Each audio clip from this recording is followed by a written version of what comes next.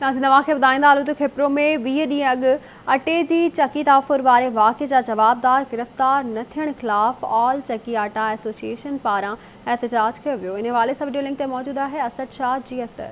जी बिल्कुल, अस इन वक्त खिपरो के मेन चौक ते मौजूद आहियूं। मुझे बैक साइड में तुम ॾिसी सको था तो इतने आल चक्की आटा जो एसोसिएशन वारा उहे सरापा एहतजाज बनियल आहिनि।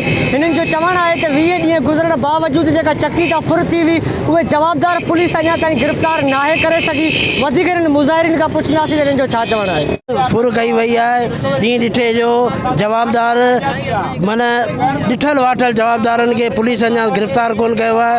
अञा ताईं असां में बेचैनी पखेड़ियल आहे। मेहरबानी करे असीं वस वारनि खां इहे अपील करियूं था त मेहरबानी करे जल्द से जल्द जवाबदार गिरफ़्तार करे असांखे रिकवरी कराई वञे। 4,30,000 रुपया असांजी मशीन तां फुर कई हुई। उन खां पोइ मुजरिम जा नाला बि ॾिना आहिनि। अञा ताईं का बि गिरफ़्तार अमल में न आई आहे। मुतालबो इहो आहे त मुजरिम जेको गिरफ़्तार थिया वञनि ऐं असांजी रिकवरी कई वञे। ऐं पुलिस सिर्फ़ु आसरा ऐं दिलासा ॾिए थी, ॿियो पुलिस कुझु बि नथी चवे। इहो ई चए थी असांखे 2 ॾींहं जी मोहलत ॾियो, 2 ॾींहं जी मोहलत ॾियो। 2 ॾींहं जे बावजूद अॼु 20 ॾींहं थिया आहिनि। सरेआम असां खां 9:15 बजे फुर कई वई आहे, पर अञा ताईं न जवाबदार गिरफ़्तार थियो आहे, न असांजी रिकवरी पई थिए। असीं इन शहर में गैर महफ़ूज़ आहियूं। असां सां को बि ताउन न कयो पियो वञे। असां सां नाइजाइज़ी आहे। असांजे वध में इहा ई आहे एहतजाज करणु। असांजा इहा ई आहे। अॼु असां पंहिंजूं चकियूं बंदि कयूं आहिनि।